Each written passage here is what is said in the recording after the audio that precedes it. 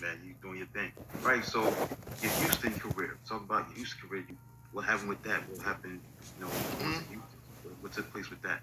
With Houston, going to Houston Right, Rockets. right. So I got traded for a great player, Ralph Sampson. We all know how great he was before he had the knee injuries. He was ahead of his time. 7'4", could put the ball on the floor, could shoot threes at the time. So Ralph was really ahead of his time. So there was opportunity for Golden State to get Ralph and me to go. Houston really needed a point guard, someone that could score, penetrate, work with Akeem and Otis Thorpe and Roddy McCray.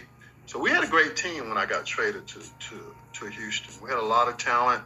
Bill Fitch was the coach, I think, who just passed away recently. Um, I mean, we were potent. I think Akeem and I were one of the two duos that scored over 40 points. I mean, Akeem, against the Dallas Mavericks, I think I had like 43 and Akeem had 40. And you had two players and scoring 40 points on one team at the time was a record, which I don't think it is anymore. But that was a great experience. I've had the opportunity to play with some great centers, legendary centers. You look at Patrick Ewing. I played with Akeem Olajuwon, who some people think was the greatest center of all time. Then, eventually going down to San Antonio playing with David Robinson. So I've always had an opportunity to play with some great centers. And the style of play was different than it is today because you went inside out first. You had to throw the ball inside and you shot threes once they pass it out. But see now, the way the league offensively has trended is, you know, 3 point shooting 3 pointers is pretty much your offense. So it was really hard for a guy like me who could really score. Um, Not hard, but that's just the way we play. You pass it into the center, you pass it inside, he pass it out, and then you look for your opportunities to score. But never come down and just pull up a three and being able to do that. I would have loved to have been able to play that way because I could shoot threes. So, but playing with Akeem Olajuwon, man, what a competitor this guy was. He used to always want to play me one on one because before games we would play one on one. We played the best 3 out of 5 every game because he would want to work on his quickness and his footwork. And man, we would have some crazy one-on-one games before the game. You would think we were playing for a championship.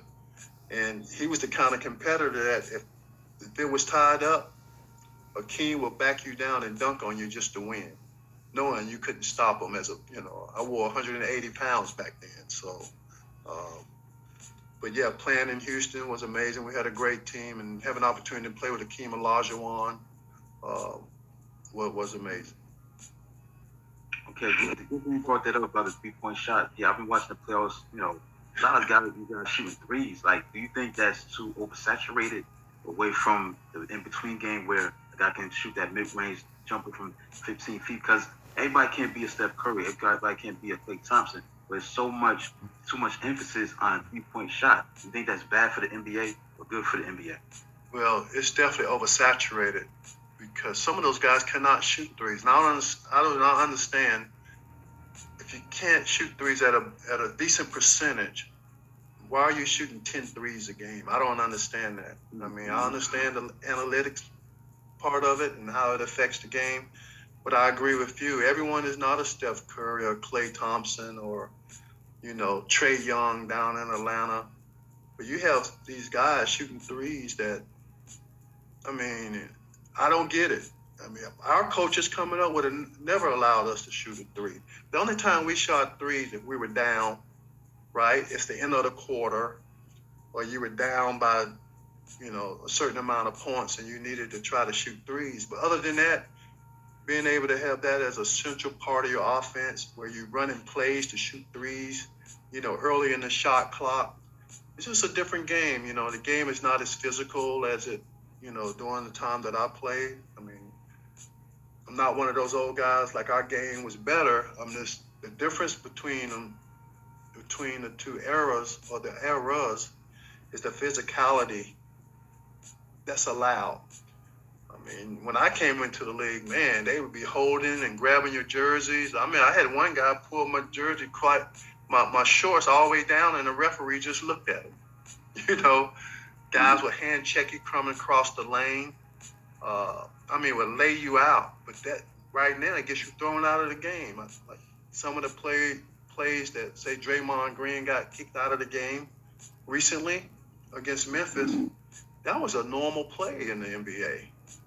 I mean, I don't know if he would have even got a foul for that back in the day, especially in the playoffs, because they allow more physical play in the playoffs.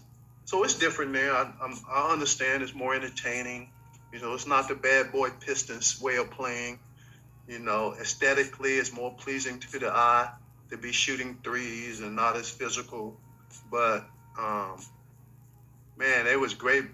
I love playing physical basketball. I mean, it was a challenge, man. You're going across the lane against Akeem Olajuwon, and you think you're not going to get hit, and you're crazy. Or Patrick Ewing, or Charles Oakley and those guys. I mean, you expected to get hit, and you didn't cry about it. But it's a different era. But back to the original point, I don't understand how they allow some of these guys to shoot threes. I mean, they're not even coming close. And if they hit one, I mean, it's a miracle. So I don't agree with. I don't like,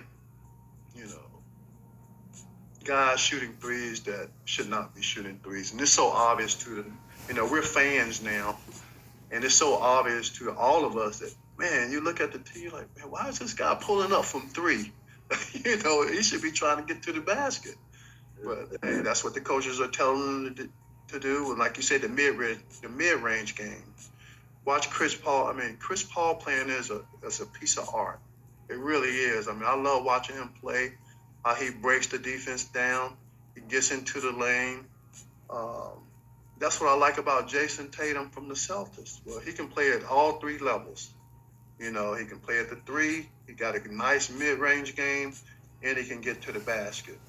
To me, that's more appealing than a guy just, jacking up threes. But knowing how to set up your guy to get open, how to use a screen to come off a curl and shoot a 15-foot jump shot.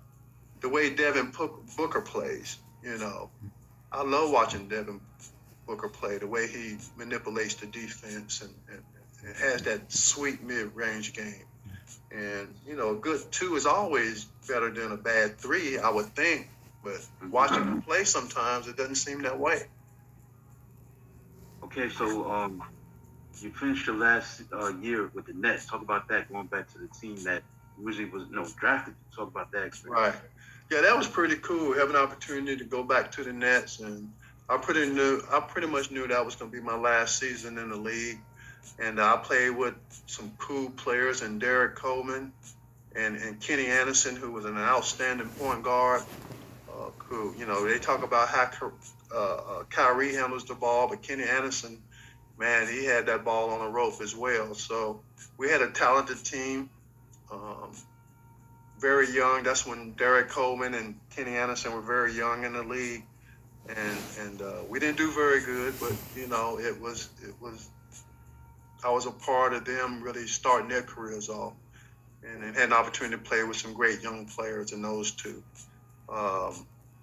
But at that time, we weren't as competitive as we should have been during my last season. So, but I made 13 years in the league, and looking back on it, it was a great accomplishment being able to play that long, because guys wasn't playing like they are today till they're 40 years old. So being able to have a 13-year NBA career, play in some of the most amazing cities. I mean, I played out in San Francisco, which is a great city. Played in Houston is a great city. Obviously in New York and playing in San Antonio. So basketball has given me a lot. It's allowed me to travel all over the world and make some of them the most amazing relationships and friendships that will stand the test of time. So looking back on it, I couldn't ask anything more than a 13-year NBA career. It's just a dream. It was a dream come true. Okay, so now that portion of your career is over. You want to put on your analyst hat. You got 2 Game 7s tomorrow. You got Boston versus Milwaukee, and you got Dallas versus Phoenix. Who you Right. think is gonna win those games? I tell you, man, I love the way Boston is playing, and I love Jason, was it Taylor? Tatum. Tatum, that's right. Tatum's game. And I like to see Boston win. I think they'll win at home. They should win going back home. But, Milwaukee and Giannis and those teams are so evenly matched. It just depends on who's executing, who's not turning the ball over, giving up easy shots. But I would say, I'm not a betting man, but if I was to bet on it, I would say Boston. I would get them the nod. And obviously Phoenix playing at home. They're going to be tough to beat because Chris Paul, I can't see him allowing Dallas to come in there and beat him a 7-game. So I think you'll see him at his best again, really controlling the tempo. And obviously Devin Booker, he's so consistent. You know what you're going to get out of him. And then the role players, most role players play better at home. So you'll see Phoenix's role players, shoot a lot better, play a lot better, be a little more confident. I love Luka's game. I mean, he's an amazing player to watch. But I just think that Phoenix's experience from last year going to the finals, that should allow them to close that series out. And then what a series we will have if it's Phoenix and Golden State. That'll be one to remember. Okay, man. Thank you for your time, man. Thanks for coming on the Rashad Show. Thank you for your time. Thank you for coming on the show, Eric Floyd. I appreciate you having me on. I'm so glad we're finally able to connect. Thank you. Yeah, one more question. The Sleepy Floyd, Sleepy nickname. Where you get that from? Where that come from? I got that in the 4th grade, actually, playing baseball. And I really, like I said, my parents, we always, told us to play all sports. So baseball was, I really didn't like baseball. I played second base. We had a 9 a.m. game. And the first pitch came to me and it went right through my legs. And someone in the stands hollered out, that kid is freaking asleep. Get him out the game. And my teammates heard that and they started teasing me about it. And that's how I got the nickname playing baseball. So, I wasn't very good at baseball, so it worked out. All right, that's man. how I got the nickname. All right, man. Thank you for your time, man. Thanks for coming on the show, Eric Floyd. All right, man. Have a great day. Same to you. All right, that's Eric Sleepy Floyd.